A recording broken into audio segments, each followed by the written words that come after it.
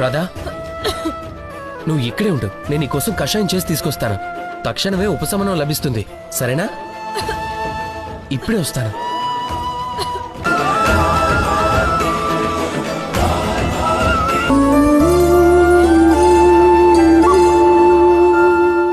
ఆగు. ఈ కషాయం వేప తులసి మూలికలతో తయారు చేసింది.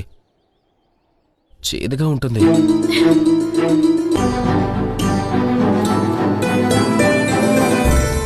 వద్దు కృష్ణ, తేనెటీగలు కొడతాయి.